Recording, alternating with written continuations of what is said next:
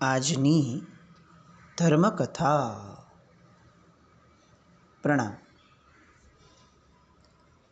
કનકરથ રાજકુમાર એમના જીવનના એ મુકામ પર છે કે જે મુકામ ઉપર ગમે તેવો બુદ્ધિશાળી માણસ, ગમે તેવો ઠરેલ માણસ, ગમે તેવો ગંભીર અને પરિપક્વ માણસ એ પણ ચકરાવે ચડી જાય.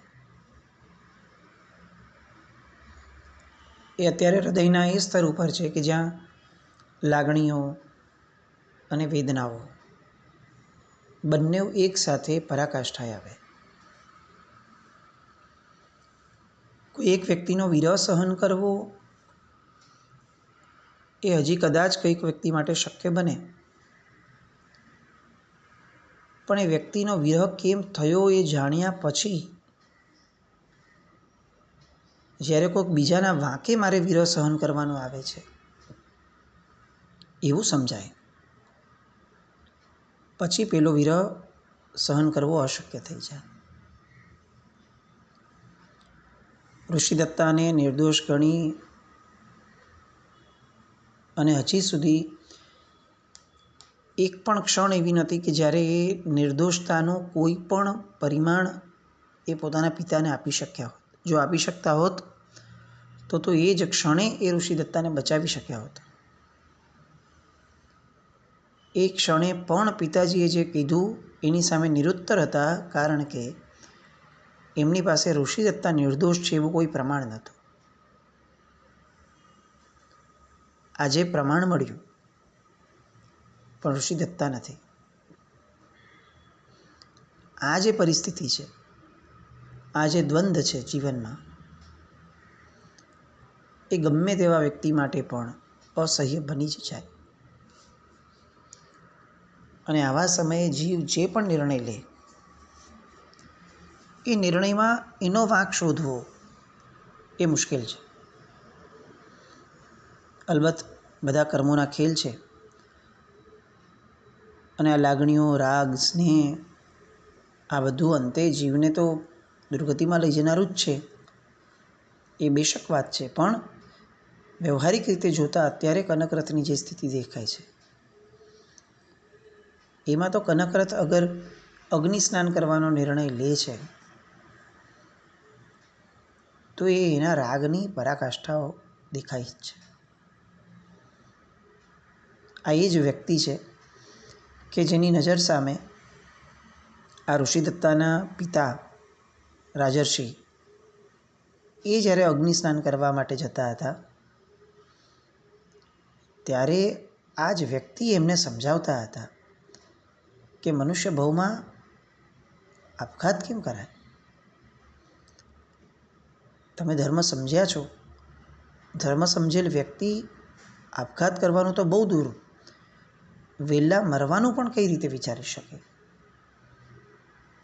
કારણ કે એને આજે જે મળ્યું છે મનુષ્ય ભવ, પરમાત્માનું શાસન,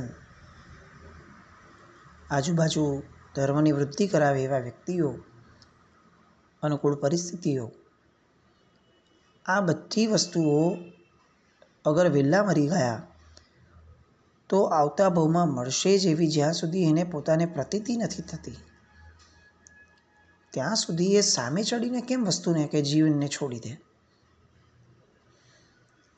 કોઈ સામાન્ય રીતે વ્યવહારુ વ્યક્તિ એના ભૌતિક જીવનમાં પણ અગર એને 50,000 રૂપિયાનો પગાર મળતો હોય એવી નોકરીએ ત્યારે જ છોડે કે જ્યારે એને આ 50,000 અથવા એનાથી વધુ રૂપિયા મળવાની કોઈક નોકરીનું કમિટમેન્ટ મળે.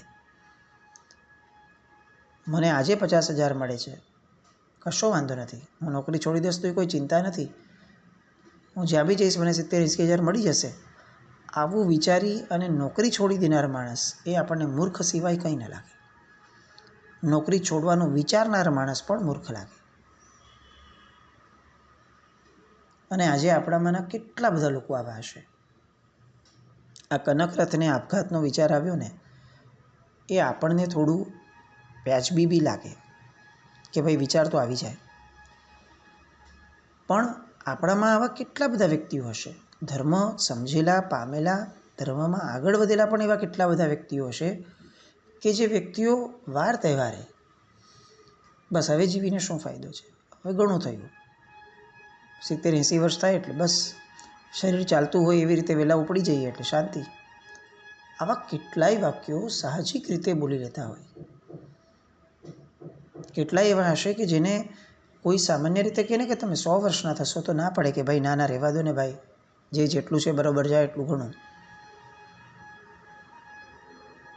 અને આમ વિચાર આવે કે આપણે એક ક્ષણનું પણ આયુષ્ય ટૂંકાવી શકીએ એમ તો નથી. આપણા પરમાત્મા જેમનું શાસન છે એ એક ક્ષણનું આયુષ્ય વધારી નહોતા શક્યા, આપણે ટૂંકાવી નથી શકવાના અને વધારી નથી શકવાના. તેમ છતાં ન જીવવાનું અથવા જીવવાના અણગમાના વિચાર સાથે મનમાં પણ જો વિકલ્પ એવો આવે છે કે ભાઈ હવે તો કંઈ લાંબુ નહીં જીવાય આપણાથી અને નથી જીવવું ભાઈ, તો ચોક્કસપણે માનવું કે પરમાત્માના શાસનનો પ્રાપ્ત થયાનો જે ખુમારીનો ભાવ આવવો જોઈએ એ હજી સુધી આપણે સંવેદ્યો જ નથી. જેને કંઈક પ્રાપ્તિની ખુમારી હોય એ છોડવાની વાત વિચારી પણ કઈ રીતે શકે. ઋષિકુમાર આવ્યા, સુરસુંદર રાજાની આંખમાં આંસુની ધાર જુએ છે. કનકરથના મુખ ઉપર અતિ વિશેષ કહી શકાય એવી ગ્લાનિ અને વ્યથા વિષાદ જુએ છે. અને અહીંયા સુરસુંદર રાજા સમજે છે, જાણે છે કે આ એમના અતિ પ્રિય મિત્ર છે, જે અમારાથી નથી સમજ્યા કોઈનાથી, એ ચોક્કસ આમનાથી સમજશે. આવું વિચારી અને એમને પલંગ પર બેસાડે છે. ઋષિકુમાર તો બંનેની સામે જુએ છે. કનકરથ અત્યારે ઋષિકુમારની સામે પણ જોતા નથી. એમની દ્રષ્ટિ જાણે જમીન પર જકડાઈ ગઈ હોય એ રીતે નીચે છે, પણ મુખ ઉપર કોઈ ગંભીરતા નથી, એક બહુ મોટો વિષાદ છે. અને સુરસુંદર રાજા કહે છે કે ઋષિકુમાર, તમારા મિત્ર અગ્નિ સ્નાન કરવા તૈયાર થયા છે, તમે એમને સમજાવો અને તમે જ એમને સમજાવી શકશો. આ વાક્ય સાંભળ્યું અને ઋષિકુમારની નજર કનકરથના મુખ ઉપર હતી. કનકરથના મુખ ઉપર એક સાહજિક જાણે એક અવોઇડન્સ કે ઇગ્નોરન્સ આવતું હોય એવું એક નાનકડું સ્માઇલ, નાનકડું સ્મિત આવ્યું.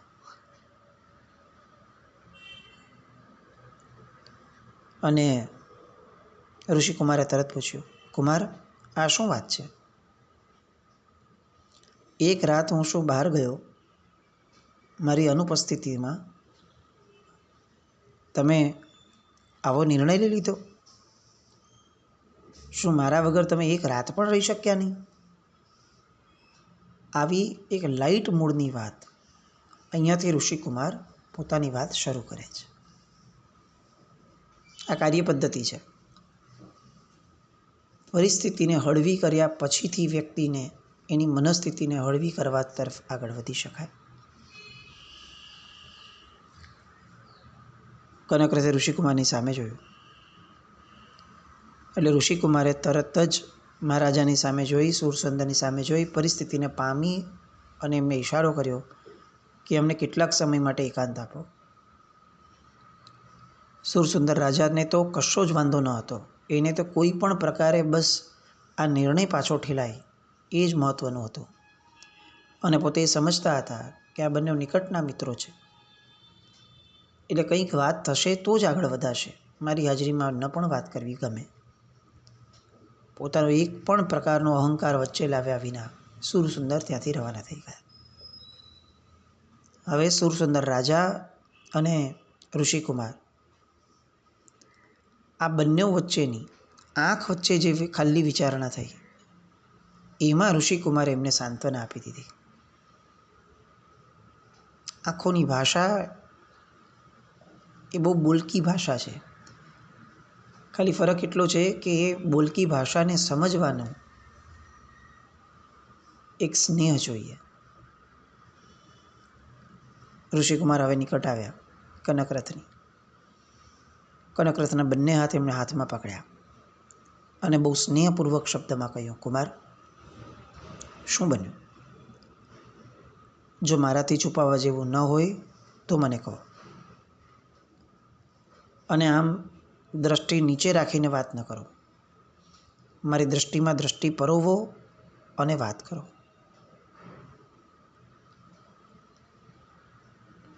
કનકરથ કંઈ બોલી શકે એમ ન હતા.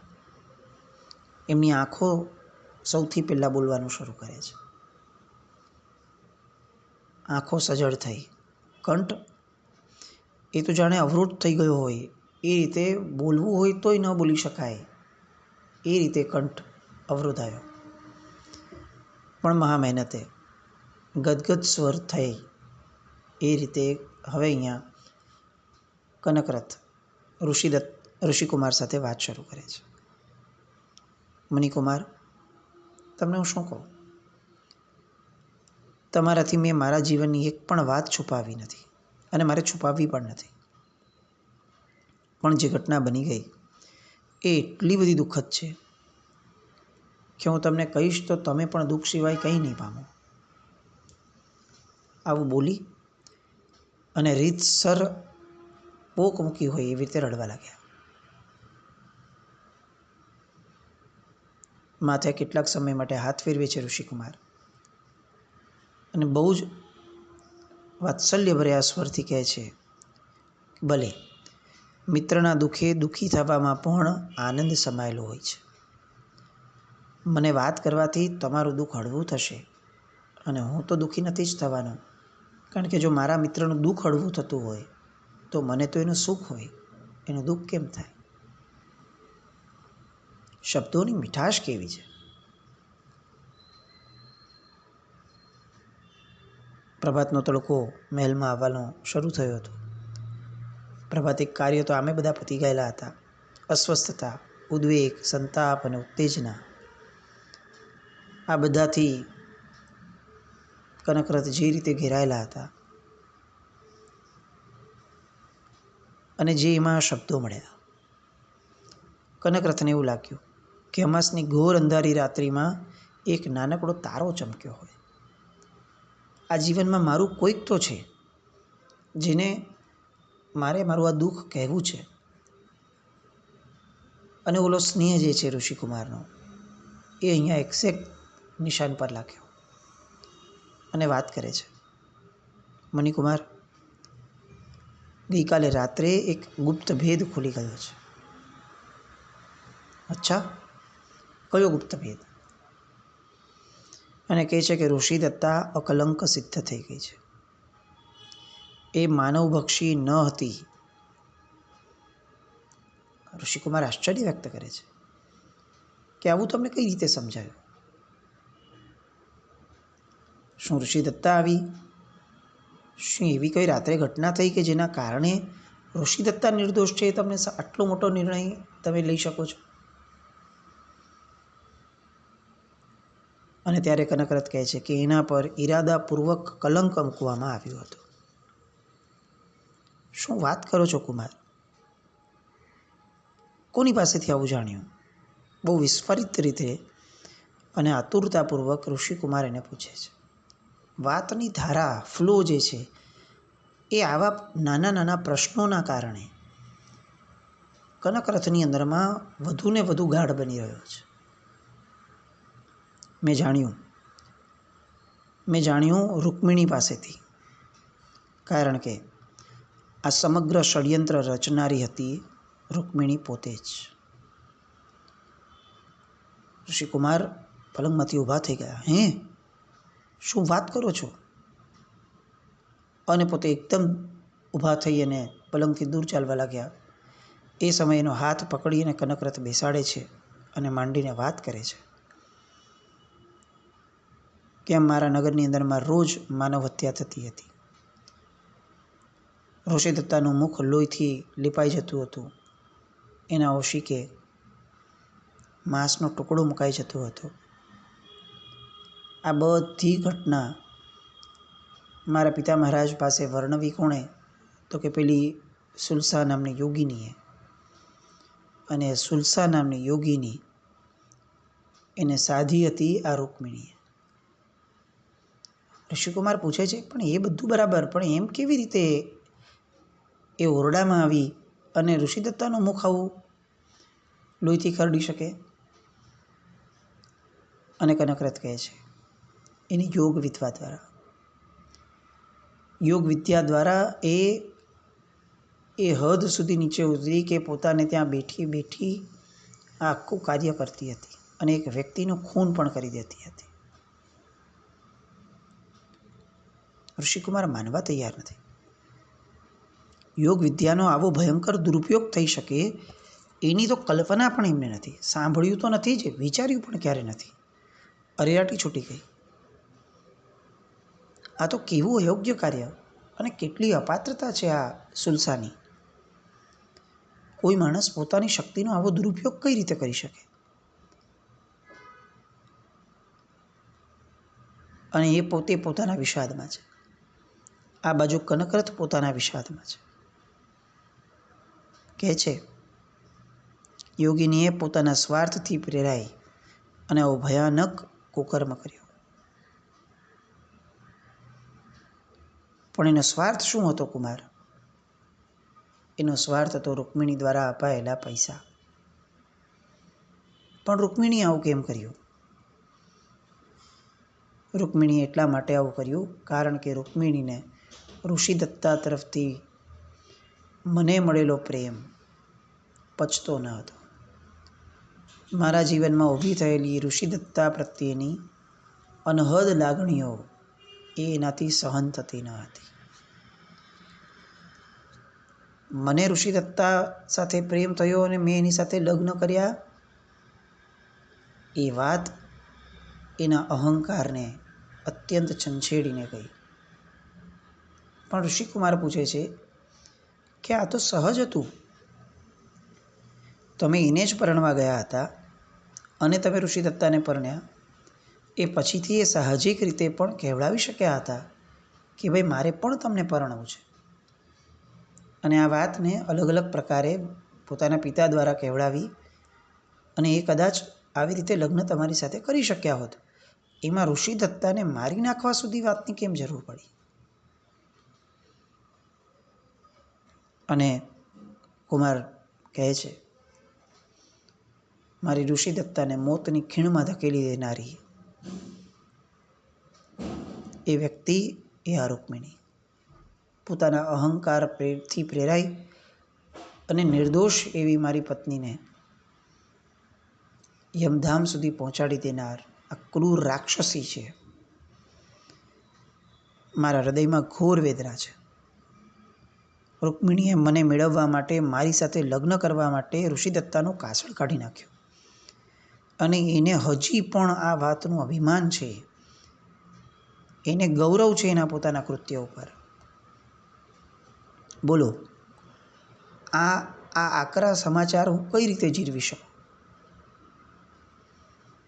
ઋષિકુમાર આંખો બંધ કરીને ગંભીર વિચારણામાં ડૂબી ગયા. કનકરથ પણ મૌન છે. એ તો પોતાના વિષાદમાં જ છે હજી. કનકરથનું હૃદય સળગી રહ્યું હતું, એમનું મન રડી રહ્યું હતું. ઋષિકુમારે આંખ ખોલી અને કનકરથે સૌથી પહેલાં કહી દીધું કે મને એક શબ્દ ન કહેતા. મને હવે જીવવામાં કોઈ રસ નથી. ઋષિદત્તાનો આ વિરહ હવે મને અતિ વ્યાકુળ બનાવી રહ્યો છે. હું અગ્નિસ્નાન કરીશ. અને ત્યારે ઋષિકુમાર કનકરથને બહુ જ સરસ વાત, ટૂંકી પણ સરસ વાત કરે છે કે કુમાર, આ સંસાર જ દુઃખમય છે.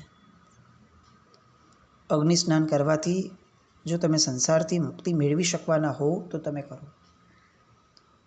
પણ તમે સંસારથી તો આમ પણ મુક્તિ મેળવી શકવાના નથી.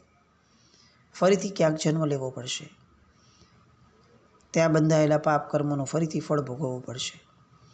આપઘાત એ દુઃખમાંથી છૂટવાનો માર્ગ નથી, એ તો વધુ દુઃખી થવાનો માર્ગ છે. અને મને કહો કે આ રીતે આપઘાત કરવાથી શું તમને આવતા ભાવમાં ઋષિદત્તા મળી જશે? એવી ભ્રમણામાં ન રહેતા કુમાર. અનંત સંસારમાં કોઈ જીવ કઈ ગતિમાં જાય છે અને બીજો જીવ કઈ ગતિમાં જાય છે એની કોઈ કલ્પના થઈ શકે એમ નથી. અને સૌથી મહત્ત્વની વાત કુમાર, નિર્દોષ એવી ઋષિદત્તા એ તો કદાચ સહન કરી અને શુભ ગતિએ સદગતિએ ગઈ હશે, પણ તમે જો આપઘાત કરીને મરશો તો અમારી તો દુર્ગતિ નિશ્ચિત છે. તો પછી તો તમે કઈ રીતે મળશો એને? માટે આવો વિચાર કઈ રીતે કરી શકાય? આવો પ્રશ્ન એમને થાય છે. અને આ વેધક પ્રશ્નથી હવે કનકરથ કુમાર વિચારવા પ્રેરાયા. તમે મને આશ્રમમાં મળ્યા ત્યારે તમે મને શું કહીને લાવ્યા અહીંયા? કે જો તમે મારી સાથે રહેશો તો હું સુખેથી રહી શકીશ. હવે અત્યારે હું તમારી સાથે છું ને તેમ છતાં જો તમે સુખેથી રહેવા તૈયાર ન હો તો આ તો વિશ્વાસઘાત છે. શબ્દનું છળ કર્યું થશે. તમે સજ્જન પુરુષ છો, તમે તમારી વાતથી કઈ રીતે ફરી શકો? હકથી બોલાયેલા આ શબ્દો એ છેલ્લો ઘા સાબિત થયો આપઘાતના નિર્ણય ઉપર. અને અત્યારે હવે કનકરથ રાજકુમાર હાથ જોડી આંસુપૂર્વક કહે છે, મુનિકુમાર મને ક્ષમા કરો, હું તમને દુઃખી જરા પણ કરવા ઈચ્છતો નથી, પણ આપઘાતના નિર્ણયને હું તો જ વાળી શકું જો મારા મનને કંઈક એવું પ્રાપ્ત થાય કે જેના દ્વારા મને જીવન જીવવાની આશ જાગે. અને ઋષિકુમાર આ શબ્દ કહે છે કે એ આશ જગાડવી એ મારી માટે શક્ય છે. હું તમને એવી એક આશ આપી શકીશ. એ કઈ આશ? આવતીકાલે સાંભળીએ, ફરી મળીએ. પણ આ કથાનકમાંથી આપણે એ સમજીએ કે આવી મૈત્રી એ જીવનમાં કેટલી બધી જરૂરી છે. આવું એક વ્યક્તિ જીવનમાં હોવું એ કેટલું આવશ્યક છે. પંચસૂત્રમાં કલ્યાણ મિત્ર ગુરુ ભગવંત વૈણાઓ શબ્દ જ્યારે આવે છે ત્યારે આપણને આ ઘટનાઓ યાદ આવે. આવી કલ્યાણ મિત્ર મૈત્રી છે એવા વ્યક્તિના વચન. બસ આવા વચન આપણે સૌ પામીએ. જેના કંઈ પણ બોલ્યા તમે ઈચ્છામિ દુક્કડમ. જૈનમ જયતિ શાસ્ત્રી.